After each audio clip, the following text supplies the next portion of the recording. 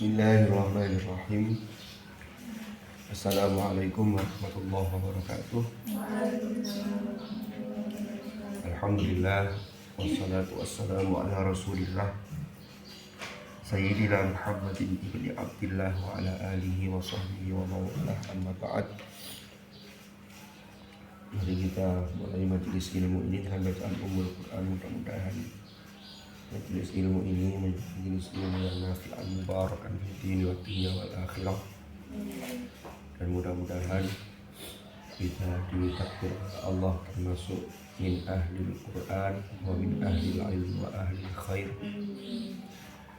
Ala hadhihi niyyah wa ala kulli niyyatin salihah wa ala ma nawaina wa ala ma nawahu as-salafus salih wa ila hadratil Mustafa Muhammad sallallahu alaihi wasallam wa ila hadrati ikhwanihi minal anbiya wal mursalin wa sahabati wa tabi'in wal ulama'il 'amilin wal musannifin wa a'immatil mujtahidin wal qurra'il mufassirin wa ila silsilatil musyayikhina fi ta'limina wa ta'allumina wa nakhussu khususan muassisi hadzal ma'had wa asatidatiha wa ila Abi Zakaria Yahya Nawawi Syafi'i wa jami'i masyayikhihim wa usulihim wa furu'ihim wa nafa'ana bihim wa bi'ulumihim fid dharain amin. Al-Fatihah.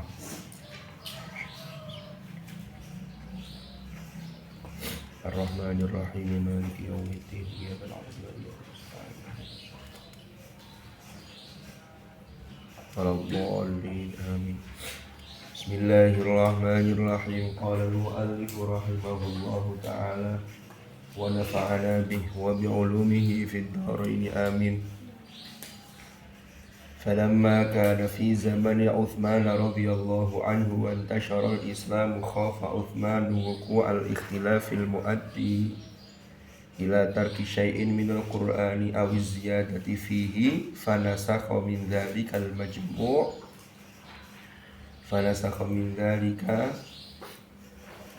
المجموع الذي عند حفصة الذي أجمعت الصحابة عليه مصاحفا وبعث إلى البلدان وأمر بإتلاف ما خالفها وكان فعله هذا باتفاق منه ومن علي بن أبي طالب وسائر الصحابة وغيرهم رضي الله عنهم.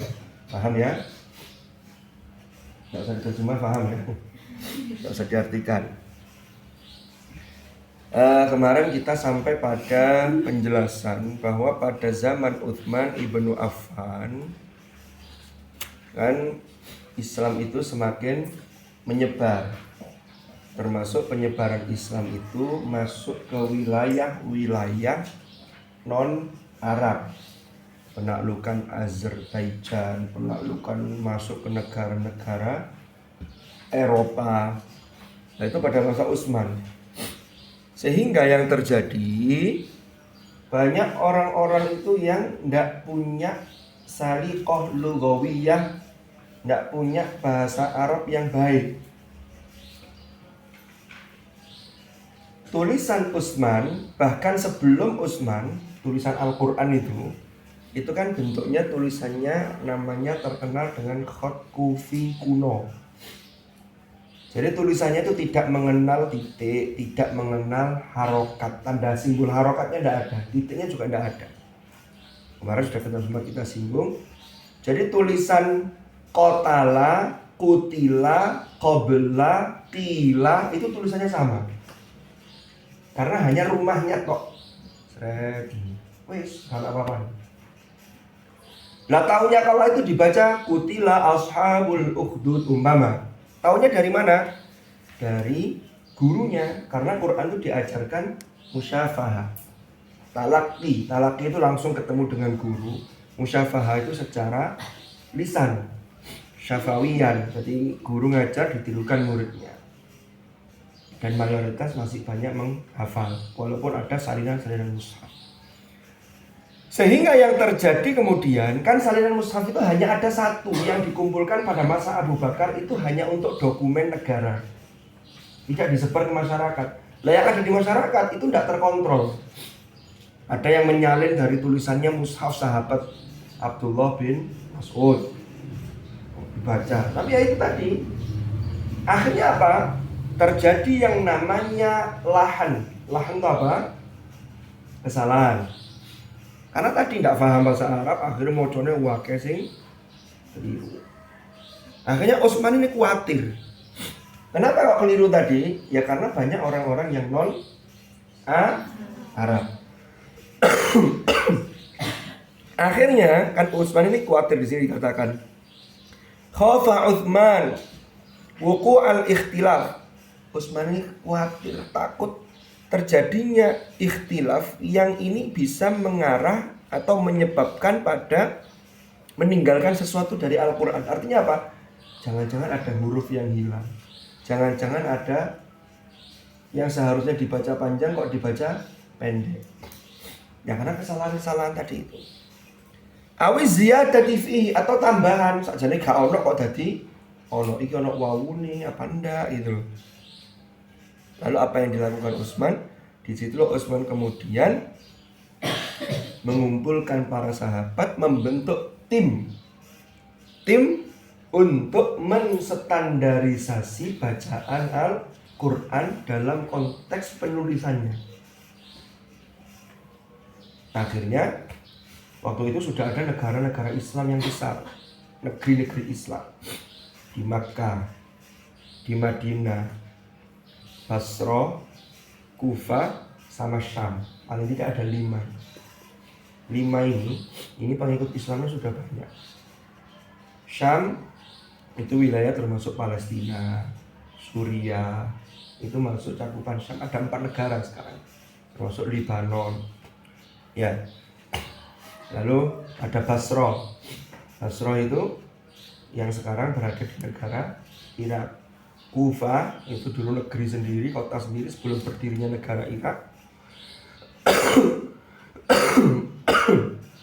Sekarang masuk cakupan negara Irak. Nah itu banyak orang-orang di Basra itu yang orang-orang Ajam, yang bukan orang Arab. Nah akhirnya bacaan sudah berkembang di masing-masing tempat. Akhirnya distandarisasi oleh Utsman. Apa yang dilakukan Utsman? Diambillah dari masing-masing wilayah itu bacaan yang sudah berkembang, diteliti yang sudah berkembang di Madinah itu bacaannya seperti apa. Ternyata ada perbedaan antara bacaan penduduk Basra dengan penduduk Madinah. Umpama Madinah membaca Ar-Rahmanir-Rahim Maliki Yaumiddin, maknanya pendek. Di Basra, di Kufa, ya di Kufa ini sebelum muncul Imam Asim, jadi jangan bicara Imam Asim dulu. Di Kufa bacaan yang beredar itu Ar-Rahmanir-Rahim Maliki Yaumiddin. Ada juga bacaan yang membaca Ar-Rahmanir-Rahim Maliki Yaumiddin. Jadi diidghamkan.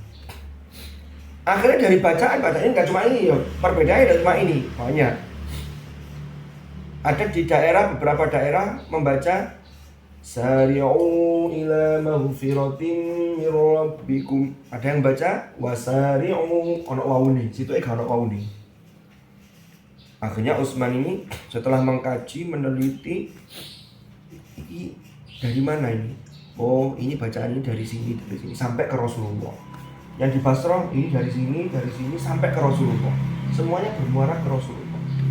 Utsman faham, memang zaman Rasulullah itu bacaan udah hanya satu versi. Ada beberapa versi, dan itu Rasul itu termasuk salah satu sisi kemukjizatan Al-Quran untuk memudahkan ketika proses turunnya. Karena Rasulullah itu pernah bersabda, innama unzilal Qur'anu ala sab'ati ahruf faqra'u ma tayassara minhu. Sesungguhnya Al-Quran ini diturunkan atas 7 harf. maka bacalah yang mudah darinya. Lalu pernah suatu ketika masih ada Rasulullah, terjadi perdebatan antara Sayyidina Umar dengan sahabat namanya Hisham. Hisham ini ngimami baca surah Al-Furqan, cuma ayatnya yang mana saya tidak tahu, tidak ketemu, saya cari belum ketemu.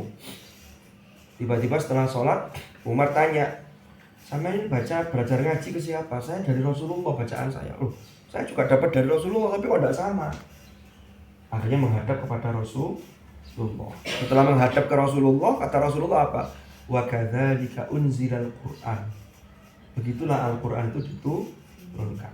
Dikuatkan lagi oleh hadis yang lain. Rasulullah mengatakan begini, Aqra'ani Jibrilu ala harfin faraja'tuhu falam azal astaziduhu wa yaziduni hatta intaha ila sab'ati ahruf. Jadi Jibril itu asalnya membacakan padaku hanya satu model bacaan, satu harf. Kemudian saya minta lagi, karena umatku ini kabilahnya banyak, ini mereka ini yang paling mudah yang mana? Contoh lain, ada suku ini yang di Arab itu yang kalau membaca Hamzah, kalau double dua, Hamzah yang kedua tidak dibaca jelas, tapi dientengkan, diringankan. Itulah kemudian muncul ada yang namanya istilah bacaan tashil. Bukan a jamiyun, tapi a jamiyun wa arabi. Iya, riwayat kita yang kita terima hanya satu hasilnya. Yang lain, innal ladzina kafaru sawa'un 'alaihim. Ada yang baca anzartahum, ada yang baca anzartahum, ada yang baca anzartahum loh. Sudah beda-beda. Tapi itulah Al-Qur'an diturunkan begitu. Akhirnya Utsman ini menarik semua peredaran mushaf yang beredar di wilayah-wilayah negeri Islam itu yang tidak ada yang menstandarisasi. Kan ini penyebarannya kan liar. Liar itu apa? Tidak ada yang kontrol. Tarik semua. Pokoknya mushaf ditarik untuk menjaga kemurnian Al-Qur'an. Ya. Termasuk setelah itu Utsman, mushaf yang disimpan di Sayyidah Hafsah. Sayyidah Hafsah itu putrinya Umar ibnul Khattab, salah satu istri Rasulullah. Jadi mushaf yang dokumen negara pada masa Abu Bakar, lanjutkan Umar, itu disimpan mushaf itu di Sayyidah Hafsah. Akhirnya dari mushaf yang di Sayyidah Hafsah itu Utsman menyalin, fanasakho. Dari mushaf itu disalin, kemudian oleh Utsman disebar ke negara-negara atau negeri-negeri Islam tadi sesuai dengan bacaan yang berkembang tapi yang bisa dipertanggungjawabkan. Ada qurra'nya, ada penghafalnya yang model begitu bacaannya, semuanya kuat nih. Maka diutuslah umpama di Mekah pada masa Utsman, diutuslah tabi'in, karena generasi setelah sahabat tidak menangi Nabi. Ada Abdullah ibnu As-Sa'ib namanya. Abdullah As-Sa'ib itu diutus ke Mekah. Jadi mushaf salinan dari Utsman didampingi dengan qori pendamping. Qori pendamping itu tidak sembarangan orang. Itu seorang qurra yang hafalannya betul-betul diakui, mutqin. Abdullah As-Sa'ib untuk mengajarkan Al-Quran di Mekah. Jadi yang salah-salah itu dibenarkan. Di Kufah diutuslah tabi'in namanya Abu Abdurrahman As-Sulami. Diutuslah ke Kufah Abu Abdurrahman As-Sulami. Sampai Abu Abdurrahman As-Sulami itu punya banyak sekali murid karena beliau tinggal di Kufah. Termasuk muridnya Abu Abdurrahman As-Sulami itu cucunya Rasulullah, namanya Al-Hasan dan Al-Husain. Abu Abdurrahman As-Sulami punya murid, namanya siapa? Asim, Hamzah, Ali Al-Kisai. Hamzah itu Imam Hamzah, itu muridnya Abu Abdurrahman As-Sulami. Satu tulisan Utsmani sama-sama di Kufah, tapi bisa muncul, bisa ada bacaan yang berbeda. Contoh, surat Al-Hujurat. Ya ayyuhalladzina amanu in ja'akum fasiqun binaba'in fatabayyanu. Kan gitu ayatnya. Itu qiraat Asim. Tapi Hamzah dapatnya dari gurunya bukan fatabayyanu, fatatsabbatu. Loh, kok beda antara fatabayyanu dan fatatsabbatu? Memang beda bunyinya, tapi tidak merubah tulisan Rosem Utsmaninya. Kenapa? Karena Rasul Utsmani belum mengenal tanda titik dan belum mengenal simbol haro. Sampai sini bisa dipahami? Ini rada mikir. Nanti sampai harus bisa menjelaskan dari awal sampai ini tadi. Bagaimana perjalanannya. Ini yang banyak orang salah paham. Dikira Rasul Utsmani itu hanya mushafnya Madinah. Padahal Rasul Utsmani itu ada beberapa versi juga, kan begitu. Terus dikira Rasul Utsmani itu sudah ada titiknya, padahal titik itu baru muncul berikutnya. Akhirnya mushaf yang sudah tersebar sebelum distandarisasi oleh Utsman, ini kemudian mushaf itu dikumpulkan oleh Utsman lalu dimusnahkan. Ingat, memusnahkan dengan membakar mushaf. Utsman ketika itu tujuannya bukan untuk melecehkan Al-Quran, tapi tujuannya untuk menghormati Al-Quran dan menjaga kemurnian Al-Quran. Ini kalau diterus-teruskan nanti kan sudah salah. Ini kan bagaimana generasi berikutnya.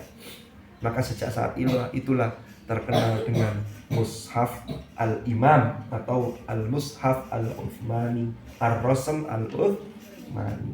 Yang salinannya itu ada yang mengatakan menjadi 5. Jadi Utsman hanya satu salinan 5 dikirim ke kota besar. Ada pendapat yang mengatakan 7. Ada 2 kota besar lagi yang lain.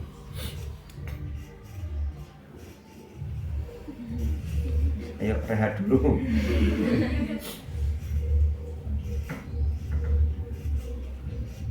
Ini jalan kemana ini?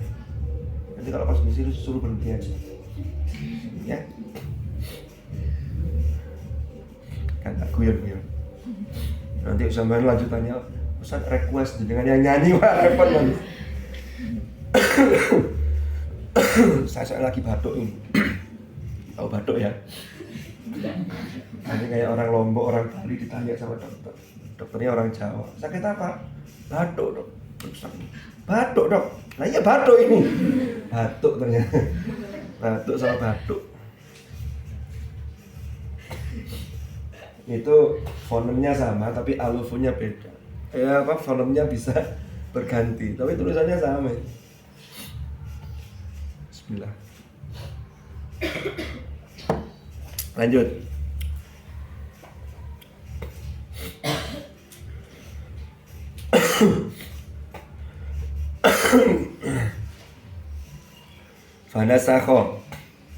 Fanasakho kemudian menyalin sapa Utsman min dzalika disebabkan hal tersebut al-majmu'a ing mushaf yang sudah dikumpulkan.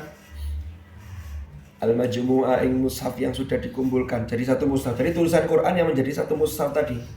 Alladzi yang istaqarra artinya yang berada inda Hafsata di sisi Sayyidah Hafsah.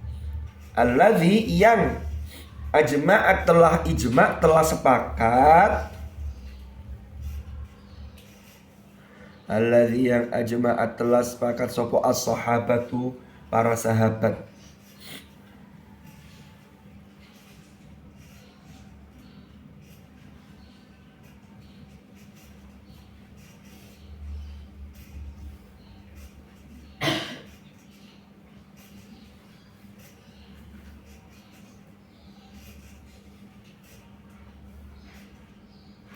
Oh gini, saya ulangi. Fanasakho maka menyalin sapa Utsman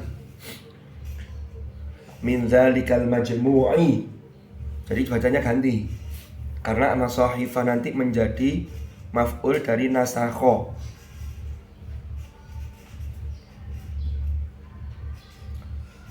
Min dzalikal majmu'i. Jadi baca itu harus teliti begini. Memang Arab itu luar biasa bahasa Arab. Fanasakha min dzalikal majmu'i fanasakha maka menyalin sapa Utsman min dzalikal majmu'i dari mengkono-mengkono mushaf yang telah dikumpulkan.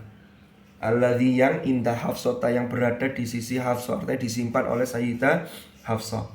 Yang mana hal itu yang alladzi ajma'at as-sahabatu alaihi, yang sudah disepakati oleh para sahabat dulu ketika masa Abu Bakar alaihi. Masahifa ing beberapa mushaf. Jadi yang satu tadi, yang satu yang ada di Hafsah itu oleh Utsman disalin ya menjadi beberapa mushaf yang sesuai disebar dengan kepada 5 negeri Islam terbesar. Tadi itu Makkah, Madinah, Kufah, Basrah dan Asyam. Wa ba'atha biha, nah ini wa ba'atha kemudian mengutus sapa Utsman biha dengan membawa mushaf salinan tersebut ilal buldan ke beberapa negeri yang sudah saya jelaskan tadi.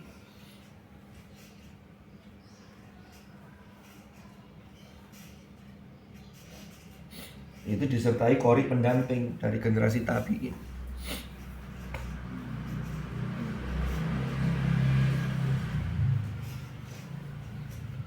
Imam Abu Abdurrahman As-Sulami, sama nanti kalau punya sanad qiraat Hafs yang diriwayatkan oleh qiraat Asim yang diriwayatkan oleh Hafs, itu nanti pasti ketemunya Abu Abdurrahman As-Sulami. Karena Abu Abdurrahman As-Sulami itu belajarnya ke para sahabat. Tapi Imam Asim itu juga punya guru yang lain, namanya Zirrin bin Hubaish.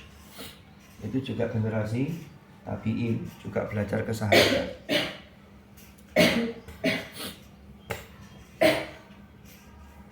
Kemudian ketika mushaf-mushaf itu dikirim ke kota-kota besar, ya, itu Utsman itu sebagai khalifah itu mengutus qori pendamping tadi itu.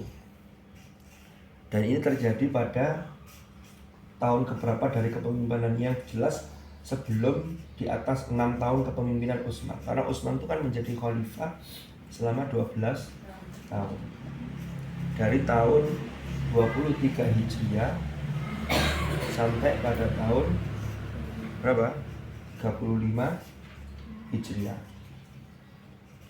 Kemudian wa amaro dan memerintahkan sapa Utsman bi'itlafima dengan melenyapkan mushaf-mushaf atau melenyapkan sesuatu kholafa yang nulayani. Artinya kholafa itu yang berbeda opoma ha ing masahif. Kok ada tulisan yang berbeda dengan mushaf yang dikirim oleh Utsman ke daerah-daerah itu. Maka Utsman memerintahkan untuk melenyapkan. Ingat, tujuannya untuk memurnikan Al-Quran, menjaga kemurnian Al-Quran. Jadi orang itu perilakunya kadang sama, tapi motifnya berbeda, maka ketentuan hukumnya juga berbeda. Dulu ada waliullah namanya Gusmi itu kiai siapa namanya? Zainuddin Jazuli, Gusmi Peloso itu. Beliau itu sering datang ke diskotik, ketemu orang-orang yang mabuk-mabukan. Tapi ternyata beliau ini banyak mengajak dan menyadarkan orang-orang yang berada di dunia malam. Maka berangkat ke dunia malam dengan tujuan seperti itu, dan beliau bisa menjaga dirinya steril, tidak melakukan kemaksiatan, maka itu justru bagus. Tapi kalau kita datang ke diskotik niatnya untuk dugem umpama, apa dugem itu? Apa? Dugem itu kepanjangannya dunia gemerlap, artinya biasanya orang-orang yang nyari hiburan malam lah, isunya semua macam-macam. Ya diskotik, ya prostitusi, macam-macam. Kalau ada orang datang ke situ, podo-podo datang, tapi niatnya sudah melok-melok, ya ini sudah beda. Di Denmark umpama, sore kan beberapa kali, yang banyak di Denmark itu melecehkan, ada dulu karikatur Nabi Muhammad dilecehkan. Lalu ada membakar Al-Quran. Mereka membakar Al-Quran niatnya memang melecehkan Islam. Tapi kalau Utsman membakar tapi niatnya bukan membakar yang ecek-ecek, itu enggak. Semuanya dikumpulkan dengan bagus lalu dibakar dengan cara yang terhormat. Agar kenapa? Agar tulisan yang tersebar ini tidak membahayakan dan menyesatkan umat kalau ada kesalahan. Maka mushafnya yang disebar adalah mushaf yang sudah distandarisasi oleh Utsman. Gitu loh. Paham? Jadi bi'itlafi ma khalafa. Wa kana fi'luhu hadza. Maka lan ono apa fi'luhu perbuatan Utsman ini hadza yo iki artinya apa? Apa yang dilakukan Utsman termasuk membakar mushaf yang tidak sesuai dengan standar yang ditentukan.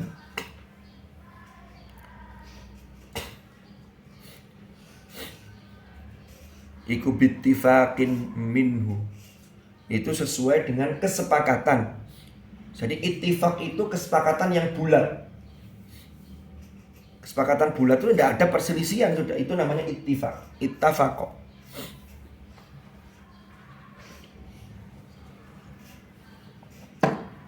Mufakat itu loh. Makanya biasanya ada kan musyawarah untuk mufakat. Mufaqah, muwafaqah. Ya itu dari bahasa Arab tuh, musyawarahnya juga bahasa Arab, mufakatnya juga dari bahasa Arab. Banyak bahasa Indonesia yang nyerap dari bahasa Arab. Majelis permusyawaratan rakyat, nah itu kan dari bahasa Arab. Majelis itu iya, permusyawaratan iya, rakyat itu juga dari bahasa Arab. Apa? Ra'iyah.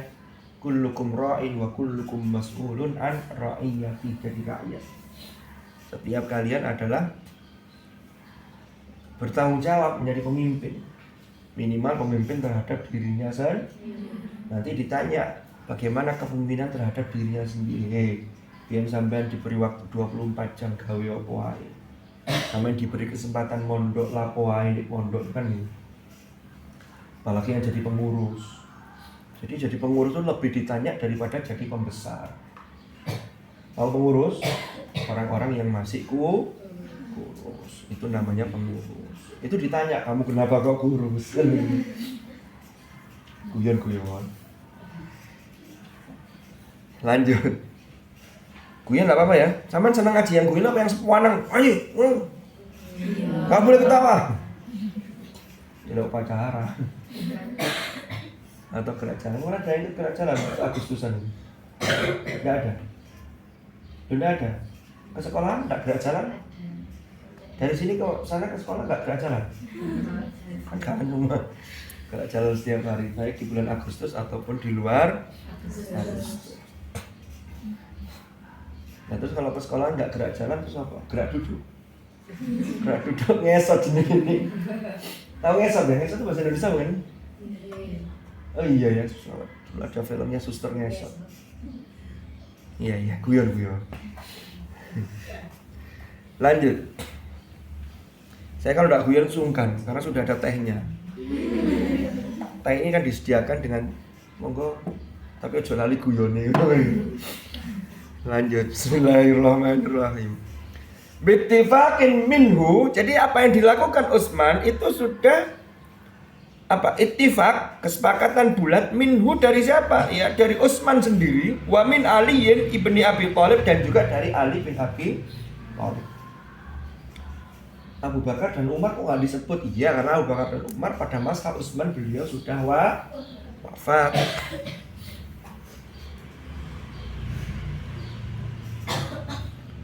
Wasaili sahabati, dan semua sahabat.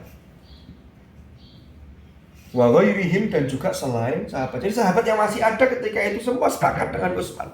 Dan hanya itu, generasi tabi'in, muridnya sahabat-sahabat, bahkan sahabat yang sudah wafat itu juga sepakat, wa ghairihim, dan selain mereka, selain sahabat. Semua sudah menyepakati. Ya sudah Utsman, kami setuju ya khalifah. Kenapa? Untuk menyelamatkan dan untuk menjaga kemurnian Al-Quran. Radhiyallahu anhu.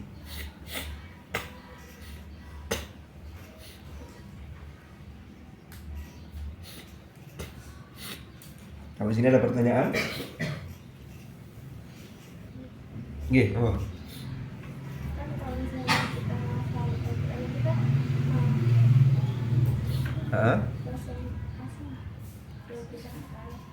Riwayat Hafiz dari Imam Asim. yang beda itu apa ada Al-Qur'annya atau gimana? Ada. Belum pernah tahu ya? Nanti saya bawakan. Jadi kalau di daerah Madinah, atau gini aja dulu. Kita ini kadang-kadang kalau jamaah dari Indonesia yang melaksanakan ibadah haji atau umroh, itu kalau umroh biasanya kalau pas di Madinah itu diajak untuk datang ke Al-Mujamma' Al-Malik Fahad, Kitiba Atil Mushaf Asy-Syarif. Al-Mujamma' Al-Malik Fahad itu sebuah lembaga yayasan percetakan Al-Quran terbesar. Itu didirikan ketika zaman Raja Fahad. Ya, Raja Fahad dulu sebelum Raja Abdullah, sebelum Raja Salman. Percetakan yang di sana termasuk di negara-negara lain itu mencetak mushaf itu dengan banyak riwayat. Ya, kalau di Indonesia, kenapa? Termasuk hari ini tuh yang berkembang kan riwayat bacaan Quran itu kan banyak. Tapi hari ini yang masih tetap dipakai oleh mayoritas umat Islam yang pertama itu adalah seperti bacaan yang kita baca, riwayat Hafiz dari Imam Asim. Termasuk yang dipakai ketika sampean kalau nyimak sholat tarawih di Masjidil Haram, di Masjid Nabawi, sama dengan bacaan kita.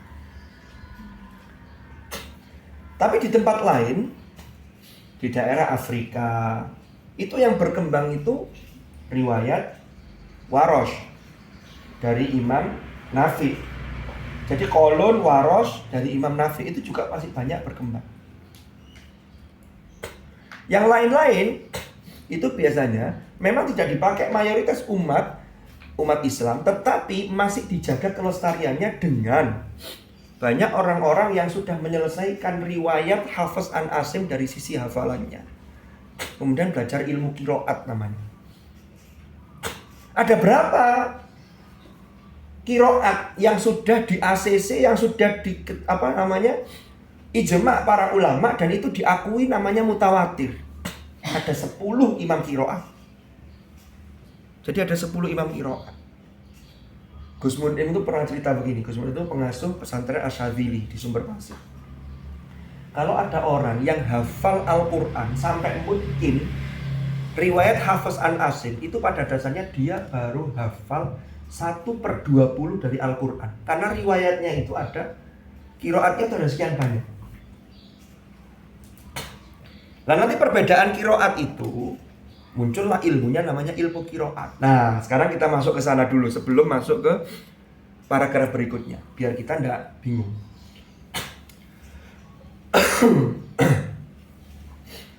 Jadi dulu itu begitu. Pada masa Utsman itu hanya dari sisi tulisannya, tapi qiraatnya sesuai daerahnya tadi. Akhirnya yang terjadi dari generasi ke generasi ini juga masih muncul permasalahan. Tapi yang dilakukan Utsman itu sudah luar biasa untuk menstandarisasi dari sisi tulisan. Tapi ingat, tulisannya belum ada titik, belum ada harokat. Ini dulu pernah saya ceritakan, mungkin dulu ada yang sudah pernah dengar tapi lupa. Ada yang biar gak paham, saiki lali. Ada yang belum pernah dengar. Yang sudah pernah dengar atau nanti akan mendengar ini kok belum paham, jangan berkecil hati. Karena kefahaman itu kadang-kadang datangnya tidak langsung, nunggu 5 menit. Contohnya apa? Kadang-kadang guyon, temannya ketawa, jadi gak guyu opo sih karepe. Konco-konco wis meneng kabeh baru guyu dhewe, ngono. Ono sing diceritani gak paham, kok di kamar baru takok, tadi opo sih maksudnya ngene lho. Walah ngono ta lho kayak guyu. Orang ketawa itu kan tanda paham. Kalau belum tertawa itu belum paham. Ya minimal paham guyonnya lah. Oh, sampai kalau nggak paham tetap guyonnya gak ngereken beda. Jadi lek guyu orang nggak paham biasanya merotok mencurung ini. Biasanya nah lek ketemu nih kok mengarah pada ketawa. Nah kan begitu prosesnya kan begitu. Jadi ini harus ada mikir dulu. Nah kita akan mikir sama. Ini aspek sejarah yang harus diketahui. Ini nanti arahnya ke qiraat ini. Wes. Masa Utsman wafat terbunuh. Dilanjutkan oleh masa kepemimpinan Ali bin Abi Thalib. Singkat cerita, pada masa Ali ini termasuk Islam ini semakin berkembang. Akhirnya apa yang terjadi? Sudah ada tulisan Rasm Utsmaniyah, tapi ternyata orang-orang ajam itu tetap saja jek keliru wae. Ya sama kayak hari ini tuh loh. Wis ana tulisane, wis jelas harokate, wis jelas titike. Wong Indonesia jek akeh sing keliru wae tajwide. Akhirnya muncullah inovasi. Quran mushaf dengan tajwid warna. Lho kan ono? Quran dengan tanda waqaf. Waqafnya dilebihi. Oh, lek berhenti di sini, nanti ngulanginya ibtidaknya dari sini. Itu muncul. Itu kan perkembangan berikut. Ya. Nah dulu perkembangannya zaman Ali bin Abi Thalib ada seorang gubernur di Basrah. Namanya Abul Aswad Ad-Du'ali. Abul Aswad Ad-Du'ali itu kaget mendengar ada orang yang baca Quran. Bacanya begini, baca surat At-Taubah. Annallaha bari'um minal musyrikin wa rasulih. Kaget loh. Kenapa? Karena bacaannya yang beredar di Kufah itu mestinya Annallaha bari'um minal musyrikin wa rasuluh. Ataupun ada qiraat yang lain wa rasulah, itu masih nyambung maknanya. Tapi kalau dibaca wa rasuli, gawat. Apa maknanya? Bahwasanya Allah berlepas diri. Berlepas diri itu karena saking murkanya. Sesuatu itu kalau sudah murka itu lepas diri. Ono orang tua ngatur anaknya diingatkan tidak bisa, kata orang tuanya begini. Sudah, mulai sekarang bapak tidak mau mengingatkan kamu lagi, terserah hidupmu. Naudzubillah. Itu berarti sudah murka banget itu orang tua. Tapi kalau sampai masih dimarahi, diingatkan, yakinlah bahwa itu bentuk kasih sayang orang tua. Mau sampean yang susah di pondok, masa depan sampean itu loh. Bapak dan ibu tidak bisa nemenin sampean seumur hidup. Sampean tidak mungkin disuplai terus seumur hidup. Nanti suatu saat kalian harus mandiri. Lah mandiri itu harus punya sangu, gitu loh. Sangu ilmu. Nah kalau sampean tidak punya ilmu, padahal Rasulullah bersabda, "Man arada dunya fa'alaihi bil wa man arada al-akhirata fa'alaihi bil." Ini kayak ceramah. "Wa man aradahuma fa'alaihi bil ilm." Makanya harus selek. Wes, ini ceritanya kok pengen kok apa ya? Semangat. Saya lanjutkan. Habis itu untuk di rumah. Sampai mana tuh?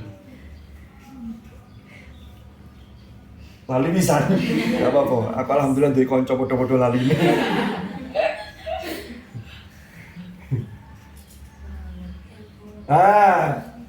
Ada orang baca keliru tadi. Kalau dibaca bahwasannya Allah berlepas diri terhadap orang-orang musyrikin, kalau dibaca wa rasulihi, maka wawunya ini ataf kepada musyrikin. Kenapa? Karena mau kiul i'rabnya jadi jar. Berarti maknanya jadi bahwasanya Allah berlepas diri terhadap orang musyrik dan rasulnya. Kan tidak mungkin. Itu merusak makna. Itu namanya lahan yang jali. Rusak maknanya. Kaget Abdul Aswad. Waduh kok gini. Karena kosongan. Lah orang tidak paham maknanya. Moco keliru. Padahal harusnya Anallaha bari'um minal musyrikin wa rasul. Akhirnya Abdul Aswad tuh mengerahkan pikirannya. Iki opo? Akhirnya maturlah ke Sayyidina Ali. Unhu hadzal nahwa. Abdul Aswad ini mulailah memberikan simbol atau tanda bagi harokat. Apa kata Abdul Aswad pada muridnya mau begini? Kalau saya membuka mulut saya, maka letakkanlah titik di atasnya. Kalau bibir saya ini pecah ke bawah, i ke bawah, maka letakkanlah titik di bawah huruf itu. Kalau bibir saya ini bertemu antara yang atas dengan yang bawah, mencucu orang Jawa bilang, maka letakkanlah titik di atasnya, tapi tidak lurus hurufnya, tapi agak ke kiri sedikit. Itulah cikal bakal simbol harokat, fathah, kasroh, dan dhammah. Akhirnya Oleh Sayyidina Ali sebagai khalifah, diperintahkanlah Abul Aswad itu untuk mengkaji, meneliti, mengklasifikasikan kata dalam bahasa Arab. Muncullah pembagian kata itu ada 3. Ternyata ada kalimat itu kan kata kalau dalam bahasa Indonesia. Ada kata kerja, ada kata benda, dan ada harf. Fi'il, isim, dan harf. Itu klasifikasinya Abul Aswad Ad-Du'ali. Titiknya huruf belum muncul. Jadi titiknya yang muncul pertama itu titik sebagai simbol harokat. Jadi antara membedakan fa dengan qaf, jim dengan kha itu kalau beda nih. Ba, ta, sa kalau beda nih. Seiring berjalannya waktu, dia akhirnya keliru mana? Akhirnya generasi berikutnya namanya Nasr bin Asim Al-Laythi itu mempunyai penemuan, termasuk generasinya Yahya bin Ya'mur barang itu melakukan penemuan, menetapkan tanda titik pada huruf. Oh, fa ambil qaf bedanya ini. Nek fa itu titiknya 1, nek qaf titiknya 2. Tapi di daerah Maghribi muncul simbol yang berbeda. Nek qaf itu titiknya 1 di atas, nek fa titiknya 1 di bawah. Mushaf Maghribi. Saya punya mushafnya, riwayat Warosh dari qiraat Imam Nafi. Insyaallah nanti pekan depan tak bawakan, tak kasih contohnya itu. Kan tadi pertanyaannya kan itu, biar sampean tahu. Nah kemudian intinya berbeda. Makanya dulu pernah terjadi kegaduhan di Indonesia gara-gara orang tidak paham tentang ilmu rosem, ilmu dobet, lalu terkait dengan penulisan Al-Quran. Dulu pernah muncul ada orang memfoto mushaf yang Maghribi tadi itu. Hati-hati Al-Quran palsu katanya. Karena kalau dibaca dengan masyriki kayak kita, bacanya jadi ihdinas siratal mustaqim. Bukan mustaqim, karena titiknya qaf cuma 1 seperti fa. Oh itu muncul dulu, hati-hati Quran palsu ini karena orang tidak paham. Padahal ada tulisan seperti itu. Akhirnya titiknya itu oleh Nasr bin Asim Al-Laythi jadi double. Ada titiknya harf, fa titiknya 3, ditambah ada titik 1 di atasnya fakulat. Kalau fa-nya itu fathah. Tadi dulu mushaf itu wakai titik. Paham? Tapi sudah lumayan. Sampai berjalan sampailah pada masa abad kedua Hijriah ada seorang ulama namanya Al-Khalil bin Ahmad Al-Farahidi. Al-Khalil itu gurunya Imam Sibawai. Kalau kalian pernah dengar Imam Sibawai, ahli nahwu, Imam Khalil itu gurunya. Jika diceritani serius ini sampai ngantuk itu berarti luar biasa. Kenapa? Ya karena ngantuk sampai tidur. Nggak apa-apa.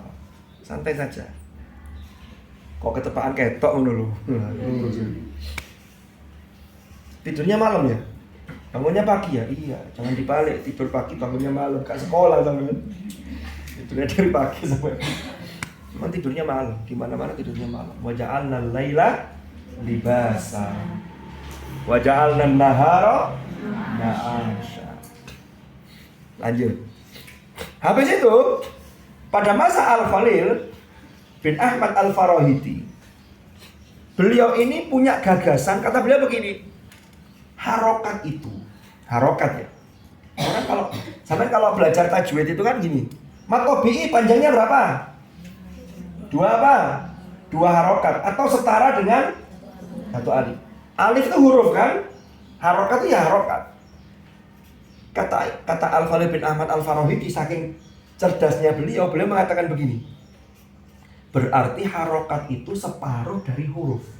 Nilainya itu loh, berapa panjangnya? 6 harokat. Berarti berapa alif? Setara dengan 3 alif. 4 harokat setara dengan 2 alif. Pokoknya ukurannya harokat itu separuhnya dari huruf. Kan alif itu huruf. Akhirnya kata Al-Khalil begini, lah kalau begitu biar orang tidak bingung, tadi kan tulisannya titiknya huruf sama titiknya harokat. Akhirnya kata Al-Khalil begini, berarti titiknya harokat inilah yang harus diganti, bukan simbol ini. Kalau memang satu harokat atau satu huruf itu nilainya 2 harokat, berarti kan huruf itu nilainya separuh untuk mencapai 1 harokat. Akhirnya oleh Al-Khalil ini fathah itu diambilkan dari alif, tapi tidak dipasang utuh, alifnya dipotong. Berarti kayak separuh. Taruhlah di atasnya, karena kalau berdiri nanti orang akan menganggap hal yang lain, akhirnya dimiringkan. Jadilah harokat fathah. Kasroh, ya, dipotong yaknya, taruh di bawah untuk membedakan dengan alif. Paham? Karena kasroh itu identik dengan bawah. Kan pecah tadi bunyinya ke bawah. Dhamma identik dengan wawu. Ono dhamai kan, ono wawu nih. Maka wawunya itu nggak bisa dipotong separuh. Akhirnya tulisannya diperkecil. Makanya sampai nulis harokat, ojo gede-gede koyok huruf, karena nilainya hanya separuhnya dari huruf. Nulis, seret. Wah, ketahuan. Baru gini, apa namanya? Umpama, dhamma, kau wede potong huruf. Jangan. Aturannya nulis harokat itu ya lebih kecil dari hurufnya. Akhirnya disitulah Al-Khalil menemukan satu formulasi yang sampai hari ini kita kenal. Ini jasanya Al-Khalil bin Ahmad Al-Farahidi. Cek keliru, ayo wong-wong iku maca cek keliru, padahal jelas sudah harokatnya. Tajwidnya keliru, gak sesuai riwayat. Idgham bi gunnah tidak didengungkan. Padahal kalau yang tidak dengung, ada riwayat yang lain. Wa minan nasi mayyaqulu, padahal mestinya kan mayyaqulu itu kalau riwayat kita. Padahal kalau dibaca tidak dengung itu masuk ke riwayat yang lain. Wes, itu masa Al-Khalil. Kita lanjutkan. Sekarang apa Ben lanjutannya? Ini masih panjang ini. Nah, setelah generasi Al-Khalil, maka disitulah kemudian mulai bermunculan ilmu-ilmu tajwid. Tapi ilmu tajwid sesuai dengan versi qiraatnya masing-masing. Nah, sampai masuk pada abad ke-4 Hijriah. Abad ke-4 Hijriah ada namanya Abu Bakar Ibnu Mujahid. Abu Bakar Ibnu Mujahid itu seorang ulama, seorang qurra, alim, tapi beliau mendapat kesempatan untuk menjadi pejabat. Akhirnya kesempatan itu beliau gunakan untuk membuat satu kebijakan. Apa itu? Beliau melakukan penelitian. Nah ini awal mula munculnya nisbat atau penyandaran bacaan Al-Quran itu pada imam-imam qiraat. Itu oleh Abu Bakar Ibnu Mujahid. Dulu itu bacaan buahnya orang hanya bicara begini, saya belajar ke guru saya ini dari ini dan sampai Rasulullah. Tapi ternyata masih muncul kesalahan. Yang kemudian kalau ditanya, kamu belajar ke siapa? Ke guru saya. Kata gurunya, saya dulu tidak ngajari begitu. Nah ini kan bahaya kalau diterus-teruskan, kalau tidak dilakukan standarisasi. Akhirnya di abad ke-4 Hijriah itulah Abu Bakar Ibnu Mujahid membuat satu standarisasi untuk qiraat Al-Quran yang dianggap bisa diterima dan diakui. Itu apa saja? Bagaimana kisahnya? Bagaimana penjelasannya? Simak pada episode yang akan datang. Ada pertanyaan? Jadi nanti contoh mushafnya insya Allah saya bawakan, sekaligus nanti apa namanya apa ini saya lanjutkan kisah perjalanan ini sehingga kita punya gambaran yang utuh. Oh, zaman Utsman begitu, zaman Ali bin Abi Thalib itu begitu, sampai yang kita baca hari ini. Sampai mengapa kok riwayat Hafiz an Asim itu bacaan yang paling banyak tersebar di dunia Islam sampai hari ini. Wallahu a'lam bishawab. Mudah-mudahan manfaat, mudah-mudahan barokah. Al-Fatihah.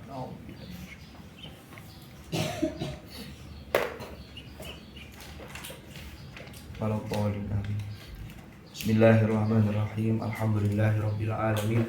Allahumma shalli wa sallim ala sayyidina Muhammad. Allahumma anfa'na ma 'allamtana wa 'allimna ma yanfa'una warzuqna ilman nafi'a. Allahumma inna nasta'udi'uka ma qara'na wa ma hafidhna wa ma 'allamtana fardudhu ilaina inda hajatina ilaihi bi rahmatika ya arhamar rahimin. Allahumma ma'al Qur'an اجعلنا وأولادنا وذرياتنا وأهلنا وأصحابنا وطالباتنا خاصة طالبات هذا المعهد من أهل القرآن الذين هم أهلك وخاصتك واجعلنا وإياهم من أهل العلم وأهل الخير ومن الذين اصطفيت من عبادك الذين ورثوا كتابك وسبقوا بالخيرات بإذنك برحمتك يا أرحم الراحمين.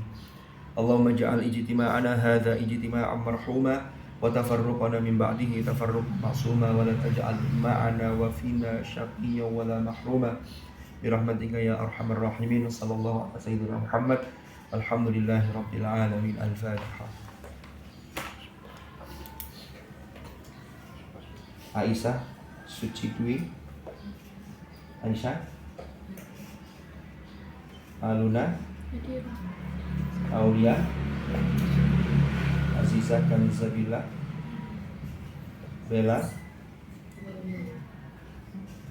Dinda Wilailatul Maghfirah. Masih ngantuk Mbak Dwi? Aman ya? Fibri Vina Syahrani aman ya? Alhamdulillah. Sajanya kalau ngaji itu pakai kacamata hitam itu loh, enak. Jadi kalau tidur saya nggak tahu. Kalau kacamatanya masih bening itu kelihatan. Kalau hitam itu pakai ngaji gini. Karena bisa lebih. Firda Hafid Fadila Inas Kaila Aisyah Latifah Lubnaya Maudi Maura Mervina Mia Indriati Mia Nadine Ramadini Nashwa Nia Ramadhani Nurul Qutratun Nada Raisa Siti Nur Aisyah Siti Ummi Fadila. Jadi kalau absen tuh enaknya itu kan kita ini nggak mungkin salaman, ya kan nggak salaman, maka dada aja cukup. Salah satu ketika di absen. Dada dulu. Ulfah Nurin, Ulul Azmi, Firki, Anamita, Muhammad Hashim. Ini ada nih, nama saya paling bawah ini. Guys, mohon maaf lahir dan batin. Selamat Idul Fitri. Allahumma rahmana bil Qur'an waj'alhu lana imaman wa nuran wa hudan wa rahmah. Allahumma dzakirna minhu ma nasina wa 'allimna minhu ma jahilna warzuqna tilawatahu ana al-laili wa atrafan nahar waj'alhu lana hujjatan ya rabbal alamin. Subhanakallahumma bihamdika asyhadu an la ilaha illa anta astaghfiruka wa atubu ilaik. Sallallahu ala sayyidina Muhammad walhamdulillahi rabbil alamin. Hadanallahu wa iyyakum ajma'in. Al-afwa minkum.